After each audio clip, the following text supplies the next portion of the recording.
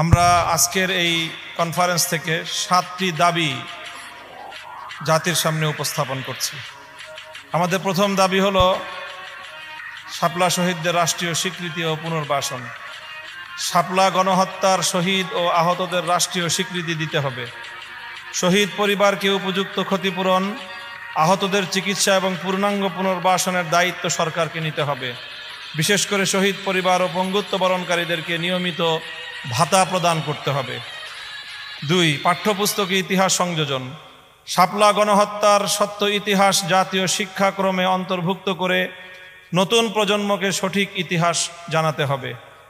3. জুলাই ঘোষণাপত্রে জাতীয় স্বীকৃতি। জুলাই ঘোষণাপত্রে শাপলা গণহত্যাকে জাতীয় ট্র্যাজেডি হিসেবে স্বীকৃতি দিয়ে রাষ্ট্রীয় অবস্থান সুস্পষ্ট করতে হবে। 4. সরকারিভাবে শহীদদের তালিকা প্রণয়ন। রাষ্ট্রীয় উদ্যোগে যাচাইকৃত শহীদদের তালিকা প্রস্তুত করে তা জাতীয় নথিতে অন্তর্ভুক্ত করতে হবে। 5. দোষীদের দৃষ্টান্তমূলক শাস্তি। মানবাধিকারের চরম লঙ্ঘনকারী এই গণহত্যার দায়ীদের দ্রুত বিচারের আওতায় এনে কঠোর শাস্তি নিশ্চিত করতে হবে।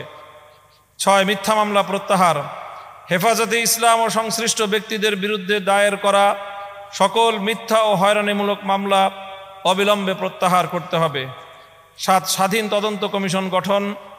আইনজ্ঞ ও নিরপেক্ষ নাগরিকদের সমন্বয়ে শাপলা গণহত্যা তদন্ত কমিশন গঠন করে ঘটনার পূর্ণাঙ্গ তদন্ত ও সুপারিশমালা প্রকাশ করতে হবে। এই 7টি দাবির সাথে আপনারা সকলে একমত? আমরা এই মুহূর্তে আগামী দিনে আমাদের পক্ষ থেকে একটি কর্মসূচি ঘোষণা করছি। শাপলা কেন্দ্রিক বিভিন্ন কাজে অংশীজনের সম্মাননা ও সম্মিলনী 2025।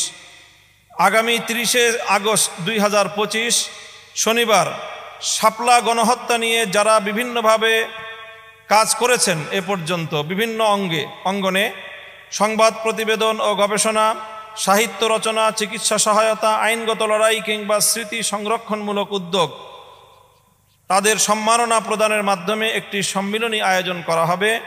এই সম্মাননা আমাদের জাতীয় স্মৃতিবোধ ও ন্যায় বিচারের দাবিকে আরও শক্তিশালী করবে ইনশাআল্লাহ। শাপলার স্মৃতি সংসদ শাপলা চত্বরের এই চেতনাকে আগামী প্রজন্মের সামনে স্পষ্টভাবে আগামীর প্রজন্মের জন্য একটি বাতিঘর হিসেবে উপস্থাপন করার জন্য তার বহুমুখী কার্যকলাপ পরিচালনা করবে এবং শাপলায় শাহাদাত বরণকারী সকল শহীদ পরিবারদের সব ধরনের দায় দায়িত্ব গ্রহণ করবার জন্য শাপলা স্মৃতি সংসদ গুরুত্বপূর্ণ ভূমিকা পালন করবে এবং হেফাজতে ইসলামের পক্ষ থেকে শাপলা চত্বরের শহীদ পরিবারদের ক্ষতিপূরণ আদায় করার জন্য এবং রাষ্ট্রীয় ভাতা প্রদান নিশ্চিত করবার জন্য ইনশাআল্লাহ হেফাজতে ইসলামের পক্ষ থেকে কার্যকর পদক্ষেপ গ্রহণ করা হবে।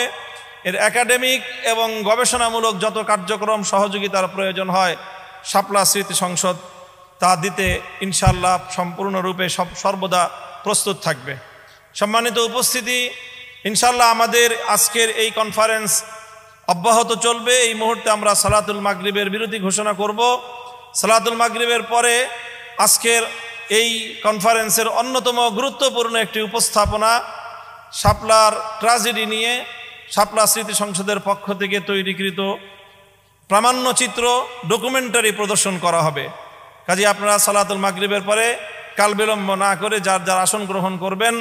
ইতিহাসের অনন্য এই প্রামাণ্যচিত্রে দেখার জন্য আপনাদের সকলকে উদাত্ত আহ্বান জানাচ্ছি।